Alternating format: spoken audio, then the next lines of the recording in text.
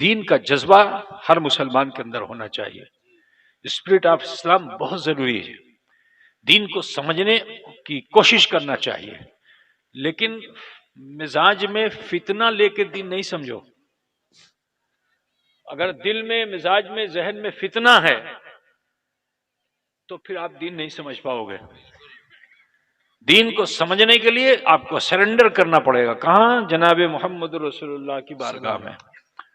ٹھیک ہے. ابو جہل نے سرنڈر نہیں کیا، ناکام ہو گیا. اس سے بڑا عالم نہیں تھا کوئی عرب میں. ابو جہل سے بڑا کوئی عالم نہیں تھا. اس کا لقب تھا، اپادھی تھی ابو الحکم، بہت زیادہ حکمت والا.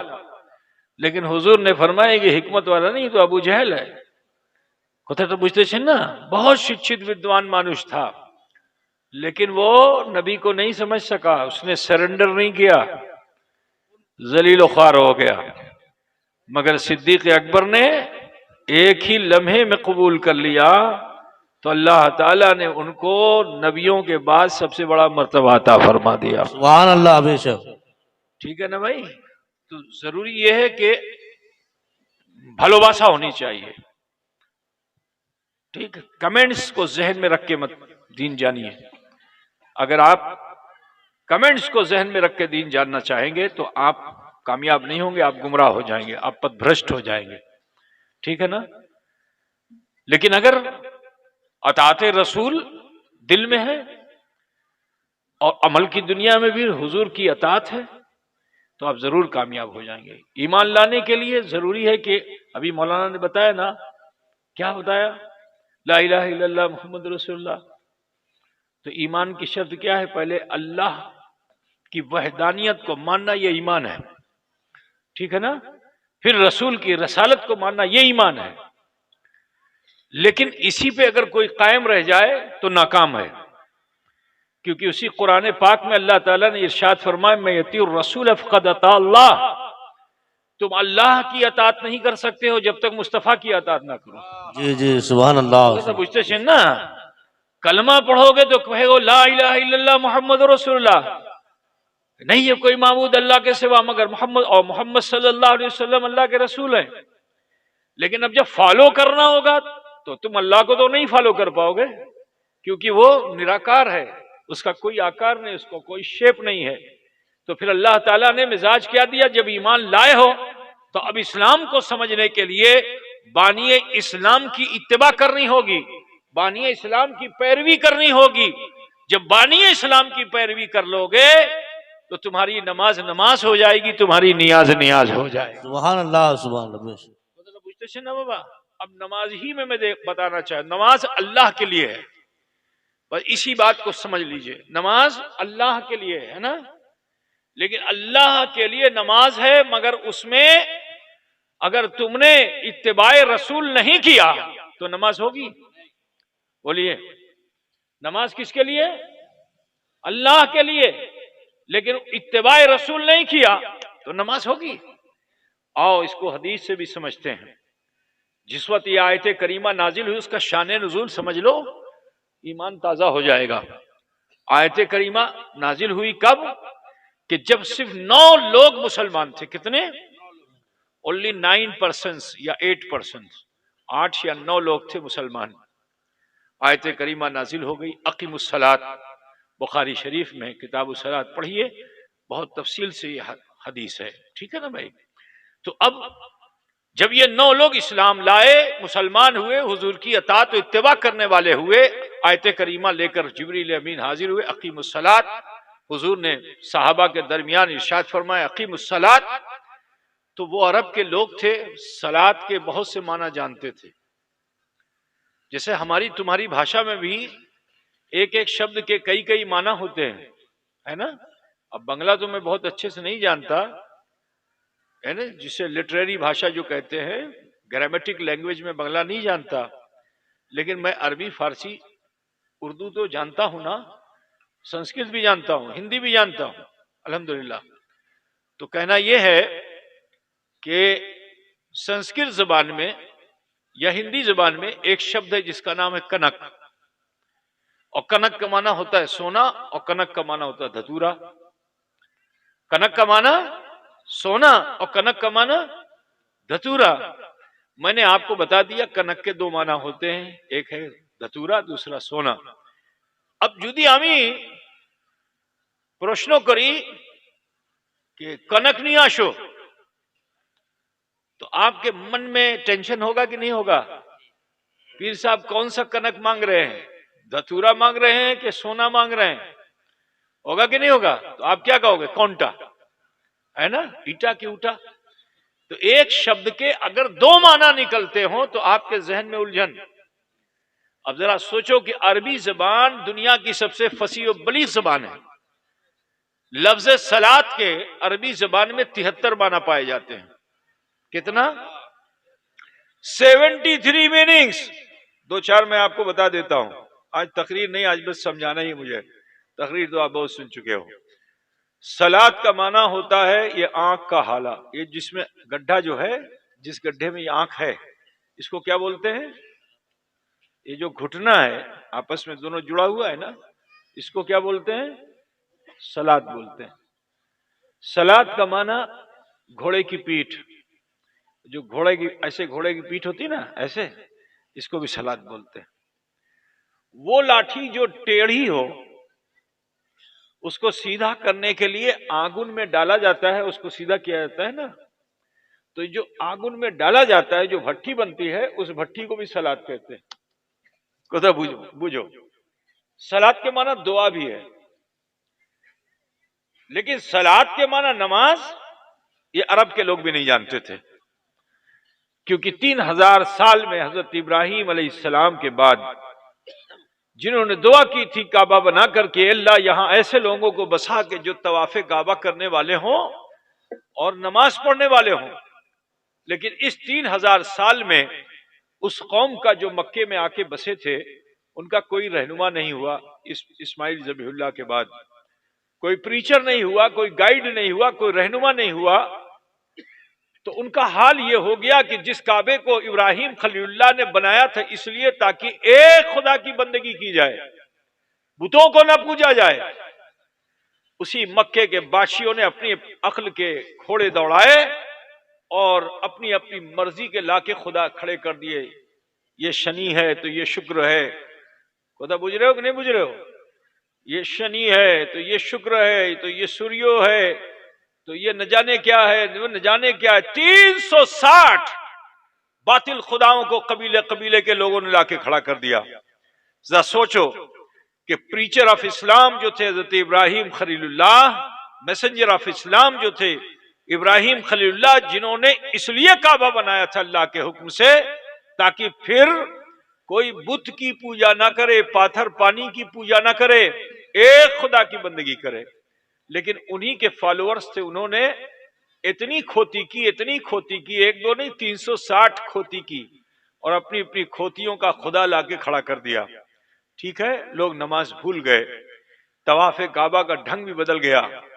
तवाफ़े काबा में करने के लिए आते तो कोई गुनाह कोई खता हो जाती तो अपने भगवानों का भय लेकर, अल्लाह का भय लेकर नहीं, भगवानों का भय लेकर काबे के करीब आते और नेकेड होकर, नागा होकर, नंगे होकर काबे का तवाफ मर्द और औरतें करते थे। लोग तालियां बजाते थे तो वो ये समझ लेते थे मेरा गुनाह माफ हो गया।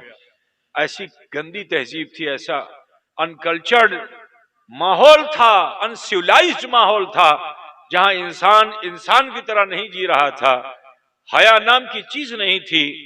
ऐसे माहौल में जब जनाब मोहम्मद रसूलुल्लाह सल्लल्लाहु अलैहि वसल्लम ने इलाही कलिमतुल हक किया तो सिर्फ 9 लोग थे जो हुजूर के दामन से मुशर्रफ हुए। अब जब नमाज की बात आ गई, अकीमुस्सलात, तो सहाबा के जहन में चिंता हुई, क्योंकि एक शब्द के 73 माना पाए जाते हैं। तो वो सहाबा किराम बरजस्ता बोलते हैं कि अयुशैन फी सलात व सल्ली, ये सलात क्या है जिसे हम अदा करें? तो मेरे रसूल ने इरशाद फरमाया, अभी इरशाद फरमाना चाहते हैं, कुछ कहना चाहते हैं कि मकीन सिदरा हुक्म खुदा लेकर बारगाह मुस्तफा में हाजिर हुए और अल्लाह ने हजरत जिब्रील को हुक्म दिया कि 2 रकात नमाज अदा करो। ख्याल कीजिए आप, 2 रकात नमाज अदा करो। जिब्रील अलैहिस्सलाम आए अपनी सूरत में नहीं, अगर अपनी सूरत में आते तो पूरा अरब उनके पर में आ जाता। अपनी सूरत में नहीं आए, मानुष की सूरत में आए, इंसान की शक्ल में आए, जिसे नबी ने भी देखा और सहाबा ने भी देखा। वो आए, खड़े हुए, अल्लाहु अकबर, हाथ बांधा, सना पढ़ी, सूरह फातिहा पढ़ी, कुछ और आयतें मिलाई, फिर रुकू में चले गए, फिर सजदे में चले गए, फिर क़याम, फिर रुकू, फिर सजदा, फिर कादा, सलाम फेर दिया। नमाज पढ़ी जाती है अल्लाह के खौफ में, अल्लाह के भय में। तो सबसे ज्यादा भय किस हाल में होना चाहिए? मिसाल के तौर पर मैं तुम्हें समझाने के लिए बता दूं, आप बंगाल के रहने वाले हो, इसलिए थोड़ा सा मिसाल देना बहुत जरूरी है। यहाँ का थाना कहाँ पे है?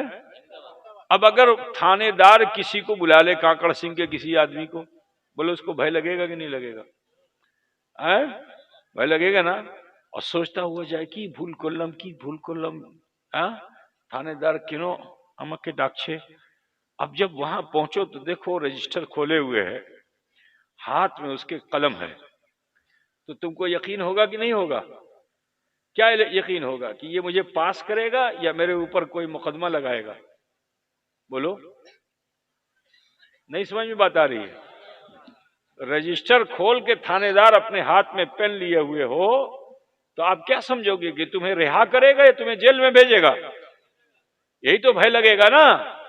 तो अब अगर कोई आदमी जाके थानेदार का हाथ पकड़े के देखिए माफ करी देन, तो थानेदार राग होगा कि नहीं होगा?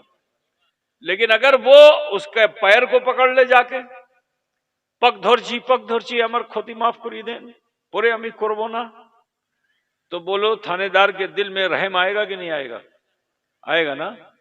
बिला तमसील और तशबीह मुझे कह लेने दो, अल्लाह वो है कि जिसका न मुख है, न माथा है, न हाथ है, न पैर है, ठीक है ना, वो निराकार है। जब एक इंसान के सामने दूसरा इंसान जघन्नो नगन्नो तुच्छ बन करके झुक जाता है, अपना सर झुका देता है, तो हाकिम को रहम आ जाता है। वो तो हकमुल हाकिमीन है, जो निराकार है। उसकी बारगाह में बंदा जब जाए तो जरूरी यह है कि सबसे पहले वो सजदा करे। बुझते ना, सबसे पहले क्या करे? सजदा करे। नमाज में सबसे पहले क्या होना चाहिए था? सजदा। उससे कम की खशियत रुकू में है, फिर रुकू होना चाहिए था। फिर उससे कम की खशियत कयाम में, फिर कयाम होना चाहिए था। तो रुकने नमाज को बदल देना चाहिए था। पहले सजदा होता, फिर रुकू होता, फिर कयाम होता, फिर सलाम होता, फिर रुखसत। यह होना चाहिए था। लेकिन नमाज में पहले कयाम है, फिर रुकू है, फिर सजदा है, फिर कादा है। वजह क्या है? तो मैं बताना चाहता हूं कि वजह यह है कि हजरत जिब्रील आए अल्लाह की बंदगी करने के लिए, मगर ख्याल अहमद का आ गया। ख्याल किसका आया? और अहमद के 4 शब्द हैं। अहमद में 4 शब्द हैं। पहले शब्द का नाम अलिफ है, दूसरे शब्द का नाम हा है, और तीसरे शब्द का नाम मीम है, और चौथे शब्द का नाम दाल है। अब आओ नमाज में देखते हैं क्या ये सूरतें हमको मिलती हैं। तो जब हम नमाज की हालत को देखते हैं, बंदा जब खड़ा होता है नमाज के लिए, कयाम करता है तो बिल्कुल अलिफ की तरह दिखता है, जब रुकू करता है तो बिल्कुल हा की तरह दिखता है, जब सजदा करता है तो बिल्कुल मीम की तरह दिखता है, जब कादा करता है तो बिल्कुल दाल की तरह दिखता है। तो मुझे कह लेने दो कि अहद की बंदगी हो रही है, तो जब अहद की बंदगी मुकम्मल होती है तो नाम अहमद का बन जाता है। रसूल अफ़क़द अता अल्लाह, कि जो रसूल की अताअत करता है वो अल्लाह की अताअत करता है। की बोले কত মানুষ सुनबेन ना, हाथ तुले बोलो ना। अब समझ गया अब समझ गया है ना। आज कुछ लोग कहते हैं कि जुदी नमाज में नबी का ख्याल आशबे तो नमाज होबे ना। ایسا کچھ لوگ بولتا ہے نا کہ نبی کا خیال اشبے تو نماز ہوگے نا. بولو وہ پہلی نماز جو جبریل امین نے آ کے نبی رحمت کے سامنے پیش کی تھی، بولو اس میں نبی کا خیال آیا تھا کہ نہیں آیا تھا؟ خیال احمد ہی آیا تھا. اچھا آؤ ایک اور بات بتا دوں تمہیں کہ نماز میں سجدہ ہے، ٹھیک ہے نا؟ اور جب سجدے کی حالت کو اگر آپ اس کا ایکس رے کرا لو، حالت سجدہ میں ایکس رے کرا لو، تو جانتے ہو تمہارا سر کس شکل کا ہوگا؟ میم کی طرح ہوگا. کیسا ہوگا؟ یہ ماتھا کیسا ہوگا؟ میم میم. اور یہ جو پانجر ہے تمہارا، اس کو کیا بولتے ہیں آپ لوگ؟ پانجر ہی بولتے ہیں نا. یہ بالکل ہا کی طرح ہوگا، ایسا ہوگا، ٹھیک. اور یہ جو کمر ہے یہ میم کی طرح دکھے گی، اور یہ جو پیر ہے یہ دال کی طرح دکھے گا. تو جا کر کے کسی ٹیکنیشین سے کہنا کہ بھائی میں ذرا سا تمہارے ٹیبل پہ سجدہ کرتا ہوں تو میرا ایکس رے لے لو. اب جب تمہارا ایکس رے لیا جائے گا، نیگیٹو جب اٹھاؤ گے تو اس میں تم نظر نہیں آؤ گے، تمہاری ہڈیوں سے نام محمد لکھا نظر آئے گا. کوتا پوچھتے سے نا تم کہتے ہو نبی کا خیال نہ آئے. ارے ہر سجدے میں نام محمد بنتا ہے. احد کی بندگی مکمل ہی نہیں ہے جب تک نام محمد نہ بنے گا. کوتا پوچھ گیا نا میرے عزیز. نماز مکمل کیا حضرت جبریل امین علیہ السلام نے، تو اگر اطاعت رسول و اتباع رسول نہ ہوتا تو نبی یہ فرماتے ان صحابہ سے جنہوں نے بشر کو دیکھا تھا سجدہ کرتے قیام کرتے، تو اللہ کے رسول ان 9 لوگوں سے کہہ دیتے کہ اے متن پڑھو، یہ متن انہیں پڑھشن. اب مولانا امجد صاحب کے پاس کوئی بچہ آئے، ٹھیک ہے، اس کو نماز نہیں معلوم، اور کوئی طالب علم ہے جس کو یہ بتا چکے کہ نماز کیسی ہے، تو وہ یہ کیا کہیں گے؟ دیکھو بچہ نماز پڑھ رہا ہے نا، تم اسی کو دیکھتے رہو. تو بچہ کھڑا ہوگا، پھر رکوع میں جائے گا، سجدے میں جائے گا، قعدے میں جائے گا. جب نماز مکمل ہوگی تو اس بچے سے طالب علم سے یہ کیا کہیں گے؟ اے متن پڑھ بین یہ متن ای نہیں پڑھشن. یہ تو بولیں گے نا. پریکٹیکل میں دکھایا جا رہا ہے نماز کیسی ہے، تو جو پریکٹیکل کر رہا ہے اسی کو دکھایا جائے گا کہ ایسے ہی تمہیں بھی پڑھنا ہے. تو بخاری شریف میں بہت تفصیل سے حدیث ہے کہ حضرت جبریل نے جب نماز مکمل کر لی تو میرے نبی نے صحابہ سے یہ نہیں فرمایا اے متن پڑھن یہ متن انہیں پڑھشن. نہیں، نبی کیا فرماتے ہیں کہ سلو کما رأیتمونی اصلی، پڑھو ایسے کہ جیسے میں پڑھتا ہوں.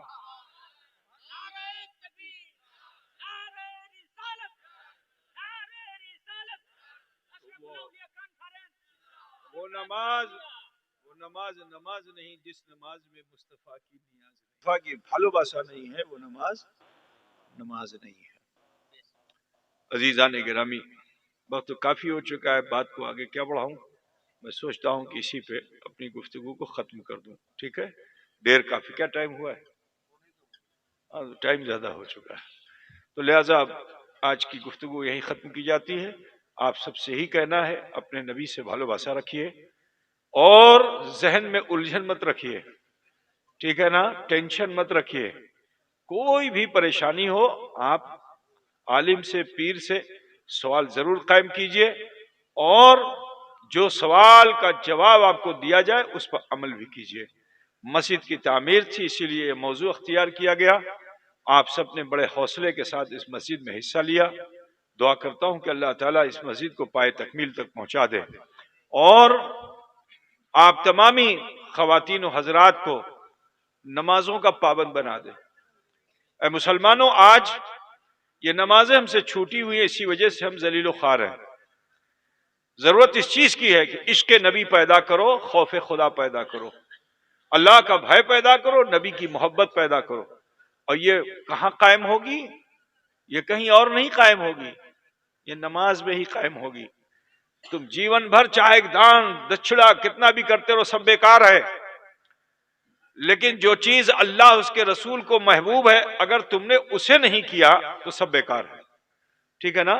اللہ اس کے رسول کو سب سے زیادہ پسند کیا ہے؟ نماز ہے. نماز اللہ تعالیٰ نے یوں تو فرضیت کا مقام روزے کو دینا چاہیے تھا، کیونکہ اس میں زیادہ سیکریفائس ہے، تو ایک نمبر پہ فرائض میں ایک نمبر پہ روزہ ہونا چاہیے تھا، کیونکہ اور اس وقت ہونا چاہیے تھا کہ جب مکے میں پیٹ پہ پتھر باندھا جا رہا تھا۔ اگر اسی کو فرض بنا دیا جاتا، سوچ رہے نا، تو صبر ملتا کہ نہیں ملتا کہ چلو ہم پیٹ پہ پتھر بھی باندھ رہے ہیں اور ایک عبادت بھی کر رہے ہیں۔ لیکن اللہ تعالیٰ نے روزے کو پہلے نمبر پہ فرضیت کا مقام نہیں دیا۔ پہلے نمبر پہ فرضیت کا مقام کسے دیا؟ نماز کو دیا۔ روزے کو اس کے بہت بعد میں جب حضور مکے سے ہجرت کر کے مدینہ آ گئے اور سن 2 ہجری میں، کب؟ سن 2 ہجری میں جس روزے کو فرضیت کا مقام ملا، اور ابھی روزے کو فرضیت کا مقام ملا تھا کہ اللہ تعالیٰ نے جہاد بھی فرض فرما دیا۔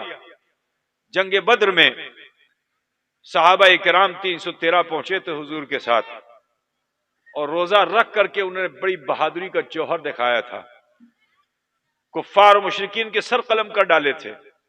تو ہونا تو یہ چاہیے تھا کہ روزے کو ایک نمبر پہ ہونا چاہیے تھا، لیکن اللہ تعالیٰ نے روزے کو ایک نمبر پہ نہیں رکھا، نماز کو ایک نمبر پہ رکھا۔ وجہ کیا ہے؟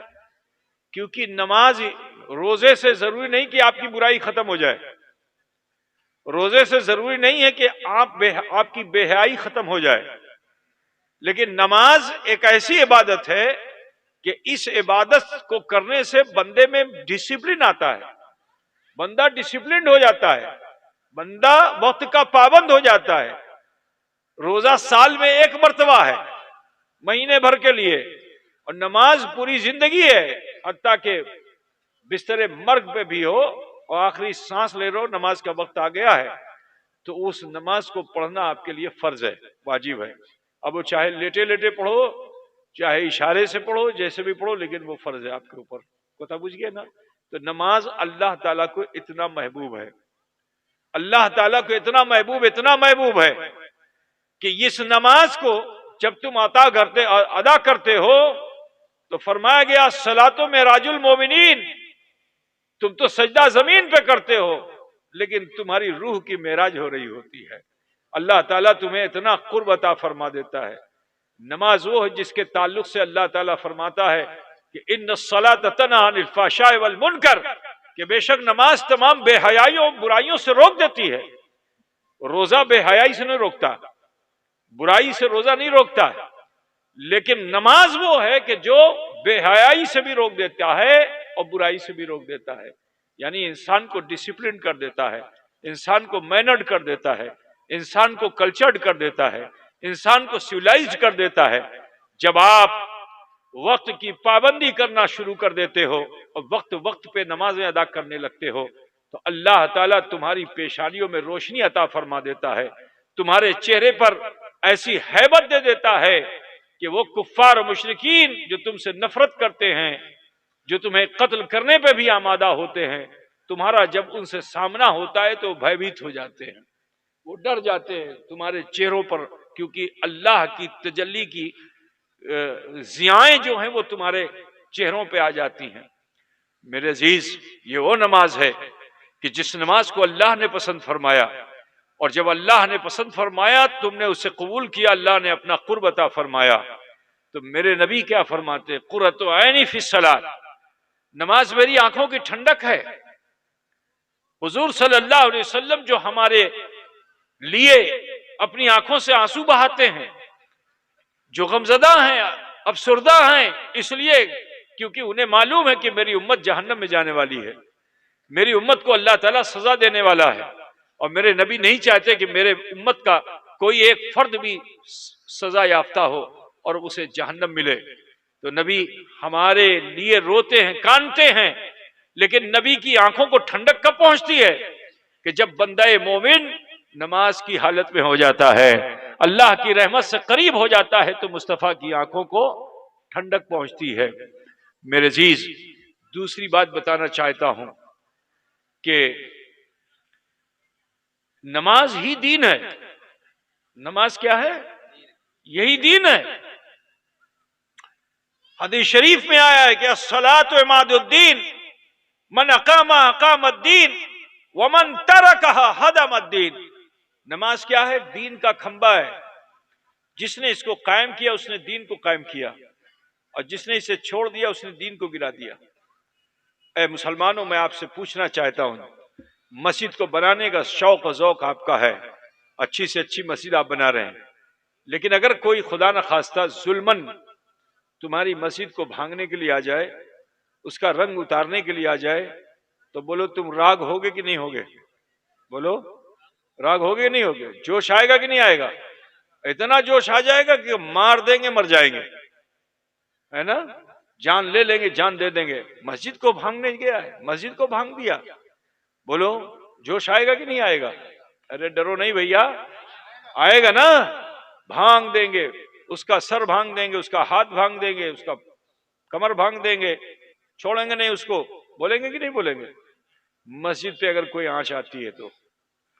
لیکن میں آپ سب کو مسلمانوں بتانا چاہتا ہوں کہ مسجد جو ہے یہ دین نہیں ہے، یہ دین کا حصہ ہے، پارٹ آف دا ریلیجن. دھرمر انشو، بنگلہ میں ہی بولتے ہیں نا، دھرمر انشو آتے. تو دھرمر انشو جو چیز ہے، جو دھرم کا انش ہے، آپ کو اس سے اتنی بھالوباسا ہے تو سمپورن دھرم سے کتنی بھالوباسا ہونی چاہیے، ہے نا؟ کوئی انشوں کو توڑ رہا ہے، بھاگ رہا ہے، تو آپ کو اتنا جوش آ رہا ہے. اگر کوئی پورا دین ہی گرا دے تو آپ کو تو اور زیادہ جوش آنا چاہیے نا. بولیے بھائی، ہے نا؟ لیکن میں آپ کو بتانا چاہتا ہوں مسلمانوں، دنیا کا کوئی ظالم، دنیا کا کوئی مذہب دین کو گرا نہیں سکتا، دین کو گرا نہیں سکتا. یہ ہمیشہ سے بلند تھا، ہمیشہ بلند رہے گا، اس کو کوئی گرا نہیں سکتا. ہاں، ایک قوم ایسی ہے جو دین گرا سکتی ہے، اور وہ قوم نہ ہندو ہے، نہ جینی ہے، نہ سکھ ہے، نہ عیسائی ہے، نہ بودھسٹ ہے، دنیا کے کسی دھرم کی قوم نہیں. مسلم سماج کا وہ فرد کہ جو نماز نہیں پڑھتا ہے وہ دین گرا سکتا ہے. کوتا بجھ گئے کہ نہیں بجھ گئے؟ نماز سے دین قائم ہوتا ہے. تم نماز نہیں پڑھتے ہو تو دین گرتا ہے. ابھی میں نے حدیث آپ کو بتائی کہ الصلاۃ عماد الدین، من اقام اقام الدین ومن ترک ہدم الدین. نماز دین کا کھمبا ہے، جس نے اس کو قائم کیا اس نے دین کو قائم کیا، اور جس نے اسے چھوڑ دیا اس نے دین کو گرا دیا. اب بتاؤ یہ گرانے والی قوم کون سی ہوئی؟ ہندو پہ نماز فرض ہے؟ بولو. عیسائی پہ، یہودی پہ. معلوم کیا ہوا کہ دین کی حفاظت اگر کوئی کر سکتا ہے تو وہ بندہ مومن ہے، وہ مسلمان ہے، وہی دین کی حفاظت کر سکتا ہے.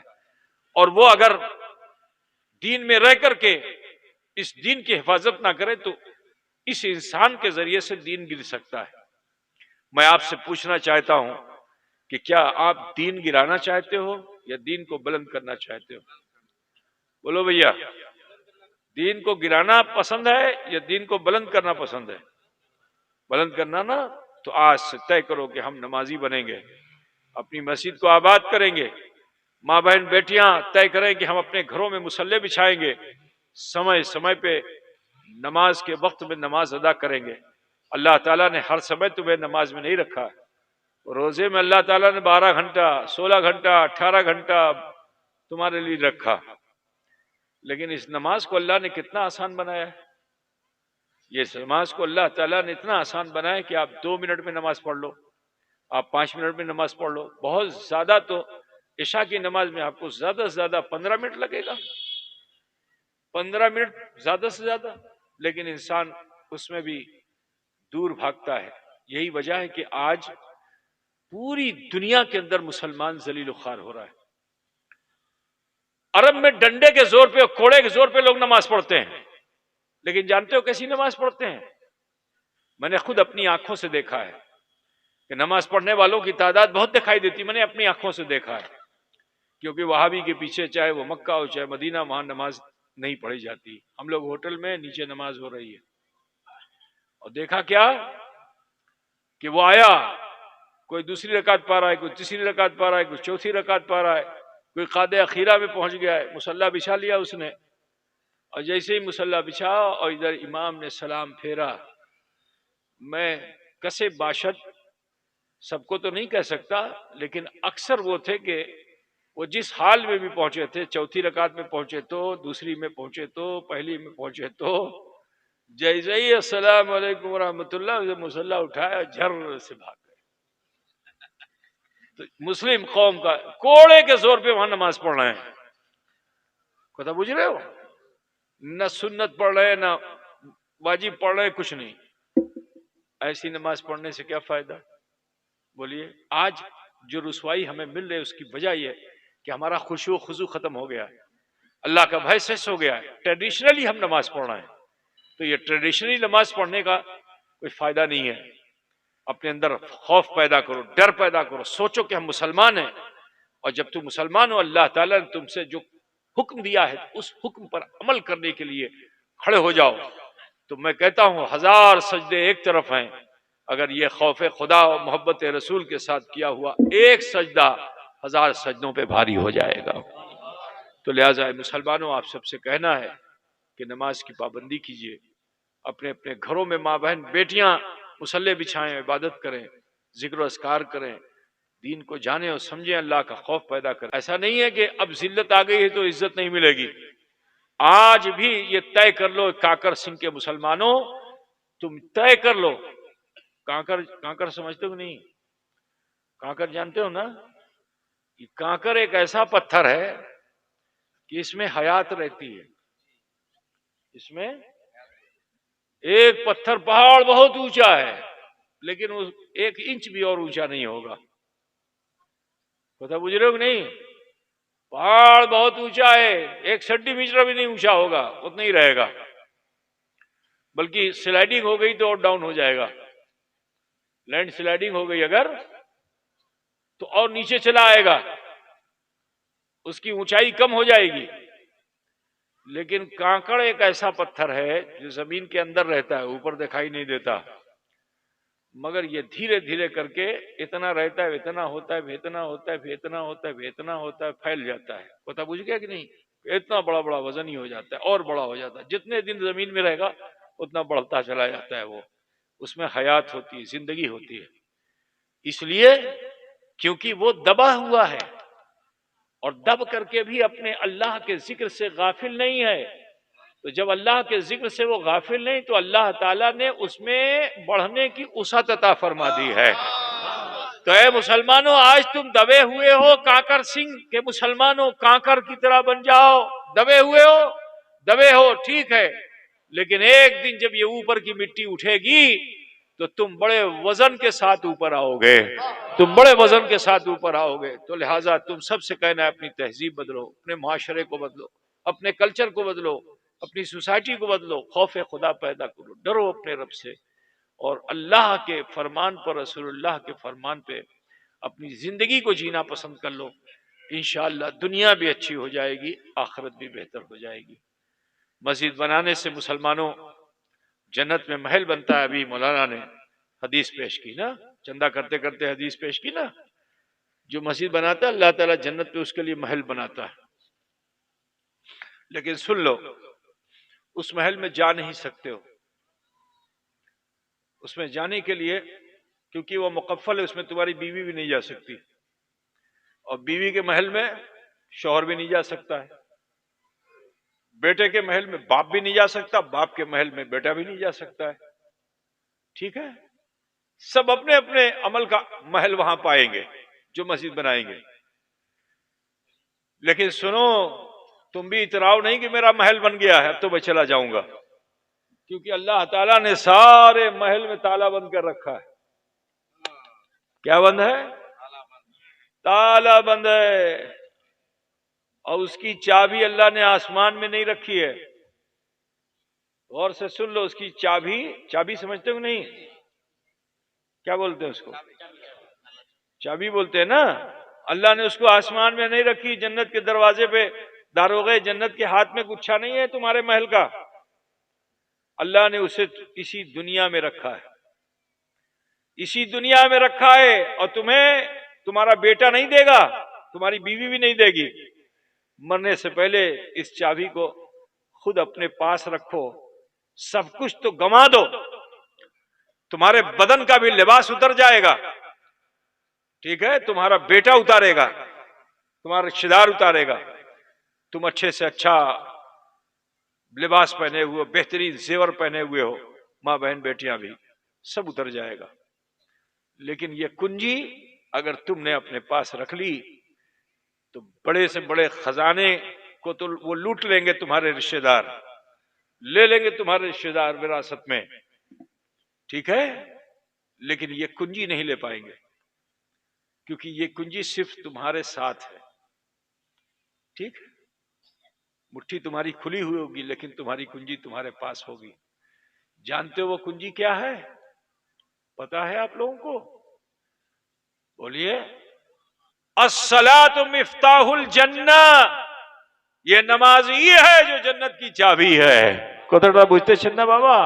اب اگر تم نے اسے تو ادا نہیں کیا، چھوڑ کے رکھا، تو بولو ایک نہیں 1000 مسجد بنا ڈالو، دلی کی جامع مسجد بنا ڈالو، محل بنا ہوا ہے، گھس نہیں پاؤ گے، ٹھیک ہے نا؟ اگر چاہتے ہو کہ تم اس میں داخل ہو جہاں حوریں ہیں، ایک ایک مومن کو 70 حوروں کے گٹھر دیے جائیں گے، جنت کی بہاریں بھی دیکھ لو، 70 حوروں کے گٹھر دیے جائیں گے اور سب مہر بند ہوں گے، کوئی اس کو کھول بھی نہیں سکے گا۔ جب یہ بندے مومن نمازی پہنچے گا تو یہ حوریں خدمت کے لیے ہوں گی، 70 حوروں کے گٹھر، اور ایک ایک گٹھر کو کھولو گے تو اس میں 70 حوریں نکلیں گی۔ کتنی؟ 70 حوریں جو سیوا میں ہیں، خدمت کے لیے ہیں، غلمان ہوں گے۔ اور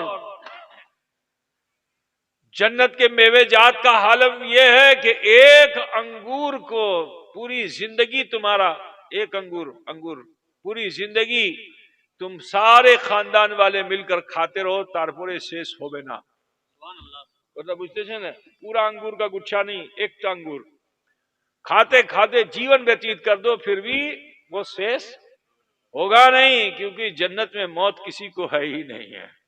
بوجھ گیا نا؟ جنت میں موت نہیں ہے، جنت میں آگ نہیں ہے، جنت میں موت نہیں ہے۔ تو وہ جنت ملے گی کہ جس کے لیے قرآن کہہ رہا ہے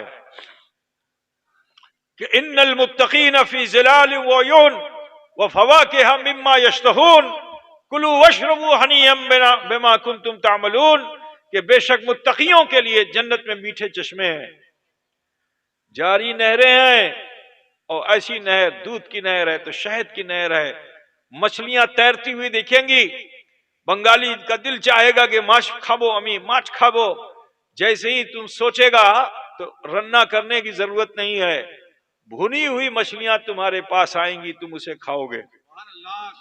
اب کوئی یہ کہے گا کہ آپ نے کہا کہ جنت میں آگن نہیں ہے تو مچھلی کیسے بھنے گی، ہے نا؟ میں نے تو ابھی کہا نا جنت میں آگن نہیں، اور پھر کہہ رہا ہوں کہ بھنی ہوئی مچھلی ملے گی۔ تو سنو، وہ مچھلی آگ سے نہیں بھنے گی، اللہ کی تجلی کے فروغ سے بھنی ہوئی ہوگی، اللہ کی تجلی کے فروغ سے بھنی ہوئی مچھلی ہوگی، اور جب تم کھاؤ گے پیٹ جب بھر جائے گا تو ڈکار آئے گی۔ کیا بولتے ہو؟ ڈکار ہی بولتے ہو نا؟ ابھی کھاتے ہو تو بدبو آتی ہے، لیکن جنت میں کھاؤ گے نا تو مشک کی خوشبو آئے گی، عنبر کی خوشبو آئے گی۔ تو اے عزیزو، وہ جنت جہاں ہمیں ہمیشہ رہنا ہے، اس کی ہمیشگی اور تابندگی میں تمہیں اگر جینا ہے تو اس دنیا میں اچھے کام کر لو، ہے نا؟ تو اگر تم نے اچھے کام کر لیے تو فرمایا گیا اعمل ما شئت کما تدین تدان، تم جیسا اس دنیا میں بو گے وہاں ویسے ہی کاٹو گے۔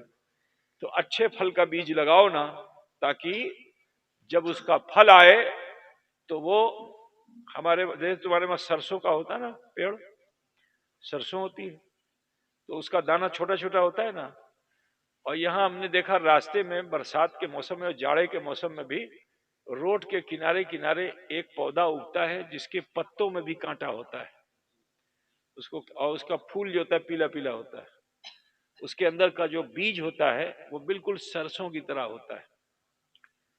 دیکھا ہے کہ نہیں دیکھا؟ دیکھا ہے نا؟ کیا بولتے ہیں اس کو؟ ہرا ہرا کانٹے دار ہوتا ہے اور اس میں اوپر جو ہے پھول ہوتا ہے، پیلا پیلا پھول ہوتا ہے، اس کے اندر جو ہے اتنا بڑا بڑا وہ ہوتا ہے پھل، اور اس کے اندر بیج ہوتا ہے. تو اس کا بیج اور سرسوں کا بیج دونوں ایک ہی طرح کا ہوتا ہے نا؟ سمجھ گیا کہ نہیں سمجھا؟ نہیں سمجھا تو ڈھونڈنا مل جائے گا، ٹھیک ہے نا؟ اب دونوں ایک طرح کا ہے، یہ سرسوں بھی اور وہ بیج بھی. اس کو ہمارے وہاں بھڑ بڑا کہتے ہیں. آپ کے وہاں کیا کہتے ہیں؟ دھتورا نہیں، کوہتوری. کوہتوری روڈ کے کنارے خودرو اگتا ہے، میں نے بہت دیکھا ہے یہاں پہ، ٹھیک ہے؟ اس کو ہمارے وہاں بھڑ بڑا کہتے ہیں. تو دونوں کا بیج اگر ملا دیا جائے چین پاؤ گے؟ تو اس کی چین کب ہوگی؟ کہ جب اسے ماٹی میں ڈال دیا جائے. تو جب ماٹی میں ڈالو گے تو ایک طرف سرسوں نکلے گی، دوسری طرف بھڑبڑا نکلے گا، جو صرف کانٹوں سے بھرا ہوا ہوگا، اور دوسری طرف سرسوں نکلے گی جو خالی اس کے اندر بالیوں سے بھرا ہوگا. تو بولو، شکل دونوں کی ایک جیسی ہے لیکن عمل دونوں کا ایسا ہے. کانٹے دار زندگی بھی بعد میں مل سکتی ہے، وہ ہے جہنم کی زندگی، ٹھیک ہے نا؟ راحت کی زندگی مل سکتی ہے، وہ ہے جنت کی زندگی. تو اگر چاہتے ہو کہ مرنے کے بعد راحت کی، اس پر تو ایمان ہے نا؟ موت کے بعد اللہ اٹھائے گا اور حساب کتاب کر کے جنت دوزخ دے گا. تو اے مسلمانوں، اس دنیا میں خوف خدا پیدا کرو. عیسائیوں، یہودیوں، کافروں، مشرکوں، ہندوؤں، جینوں کو مت دیکھو، چائنیز اور جاپانیز کو مت دیکھو کہ وہ کیسے کر رہے ہیں، کیا کر رہے ہیں. ان کو دیکھ کے ان کی نقل مت کرو، ٹھیک ہے؟ جناب محمد رسول اللہ صلی اللہ علیہ وسلم نے جو ہمیں تعلیم دی ہے اس پر عمل کر لو. جب تک مسلمان نبی کے رنگ میں رنگا ہوا تھا، نبی کے عشق کے رنگ میں رنگا ہوا تھا، پوری دنیا میں مسلمان کامیاب تھا. لیکن جب سے ہم نے مدینے والے کی طرف سے رخ پھیر کر کے امریکہ، لندن، جرمنی، فرانس، اس طرف ہم نے اپنی نگاہ ڈال دی تو ہمارے چہرے سے یہ بھی چلا گیا، ہماری آنکھوں کی حیا بھی چلی گئی، ہمارے چہرے کا روب بھی چلا گیا، ہمارے سینے کی کشادگی بھی چلی گئی، ہمارے بازوؤں کا کسبل بھی چلا گیا. ہم آج بہت ہی مفلوق الحال اور بڑی ہی کمزور زندگی جی رہے ہیں. مسلمانوں، اے مسلمانوں لوٹو، ابھی بھی وقت ہے، توبہ کا دروازہ بھی بند نہیں ہوا ہے. جلدی سے توبہ کر کے احساس کر لو کہ میں نے اب تک بہت گناہ کیے ہیں، آج سے مجھے اچھے کام کرنے ہیں. جو جیون خدا نے دیا ہے اس کو شریعت کے مطابق وتیت کروں گا. جیسے ہی تم یہ نیت کرو گے تمہارے اعمال میں ایک ارادے پر 10 نیکی اللہ لکھ دے گا. تو کتنا اچھا ہوتا کہ آج ہی کی اس محفل میں آؤ، ہم سب مل کر کے اپنے پروردگار کی بارگاہ میں سچے من سے معافی مانگ لے اور طے کر لے کہ اے اللہ، جو جیون تو مجھے دے گا اسے میں اپنی مرضی سے نہیں گزاروں گا، تیرے حبیب سید عالم صلی اللہ علیہ وسلم کی دی ہوئی شریعت کے مطابق زندگی گزاروں گا. انشاءاللہ عزت، سرفرازی، افتخار تمہارا قدم چومنے لگیں گی انشاءاللہ تعالی. تو کیا چاہتے ہو کہ گناہ معاف ہو جائیں؟ بولو بھائی، گناہ کی معافی چاہتے ہو یا گناہ سے لدے رہنا چاہتے ہو؟ بولو بھائی، کتنے لوگ ہیں جو معافی چاہتے ہیں؟ ہاتھ تلے بولو نا. سبھی؟ ماشاءاللہ. تو دیکھو بہت آسان ہے، بہت آسان ہے، رگڑ گھس نہیں کرنا ہے، ٹکا پیسہ خرچہ نہیں کرنا ہے، بہت آسان ہے. صرف من کو دیکھو کہ تمہارے من میں کیا گندگی، کیا برائی، کیا خطا ہے، سوچو اور یہ احساس کرو کہ اللہ مجھے دیکھ رہا ہے. جب یہ احساس کر لو گے کہ اللہ مجھے دیکھ رہا ہے تو بھے پیدا ہوگا، رونگٹے کھڑے ہو جائیں گے. اور جس طرح سے ایک مجرم حاکم کی طرف جب وہ دیکھ لیتا ہے کہ حاکم نے مجھے دیکھ لیا ہے تو گھبرا کر کے وہ اپنے عیب و خطا کو حاکم کے سامنے پیش کر دیتا ہے اور بولتا کچھ نہیں ہے، معافی معافی بولتا نہیں ہے، لیکن آنکھ اس کی ڈبڈبا جاتی ہے، آنکھ سے آنسو گرنے لگتا ہے. تو سامنے والا جو دیکھتا ہے ہاں اس نے جرم تو کیا ہے لیکن اپنے جرم پر یہ شرمندہ ہو چکا ہے، تو دنیا کا حاکم بھی اسے معاف کر دیتا ہے۔ اے مسلمانوں، جو جس سے ہم کہیں کبھی پوشیدہ نہیں ہیں، ہمارے ہر عیب کو، ہمارے ہر غیب کو اللہ دیکھ رہا ہے، تو ہم یقین رکھیں کہ اللہ جب دیکھ رہا ہے تو ہم سے بہت خطا ہو گئی ہے۔ اللہ کی بارگاہ میں سچے من سے پیش کر کے اللہ سے معافی مانگ لو۔ وہ رب العالمین ہے کہ جو سمندر کے جھاگ بھی کے برابر بھی اگر گناہ ہوں گے تو اللہ اسے معاف فرما دے گا۔ وہ پروردگار ہے جو پہاڑ کے بوجھا کے برابر بھی اگر تمہارے گناہ ہیں اللہ اسے معاف فرما دے گا۔ یہ نبی کی محفل ہے، یہ ولی کی محفل ہے، یہاں سے کوئی محروم نہیں جاتا ہے۔ یہ یقین جان لو کہ مصطفیٰ جان رحمت کی محفل میں ہو، یہاں سے ناکارہ نہیں جاؤ گے، باکارہ جاؤ گے۔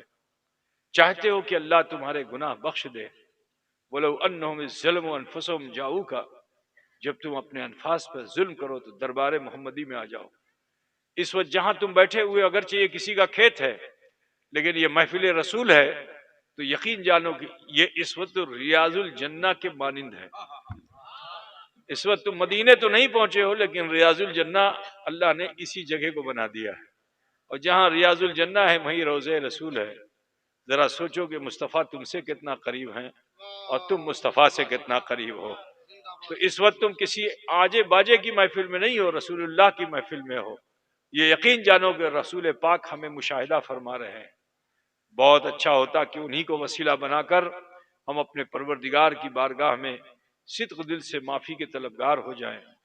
انشاءاللہ جو لوگ بھی سچے من سے معافی مانگ لیں گے اور آنے والے دن میں، لمحات میں شریعت کے مطابق جینے کی نیت کر لیں گے، اللہ تبارک و تعالیٰ کی رحمت اس پر خوب برسے گی اور اس کے داغ دھل جائیں گے، وہ پاک و صاف ہو جائے گا، اور پھر شیطان اسے دھوکے میں نہیں رکھ پائے گا۔ انشاءاللہ وہ بندہ مومن پھر نماز سے بھی قریب ہوگا اور نیاز سے بھی قریب ہوگا۔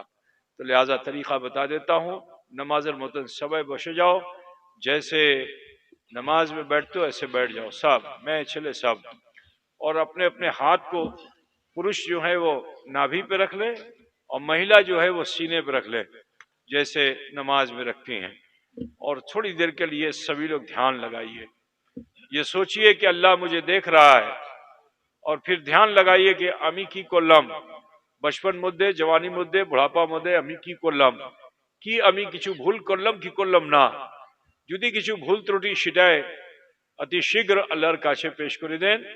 আল্লাহ গফুর আছে, আল্লাহ রহিম আছে, আমার তোমার সবাইকে গুনাহ আল্লাহ মাফ করে দেবে ইনশাআল্লাহ তাআলা। বিসমিল্লাহ।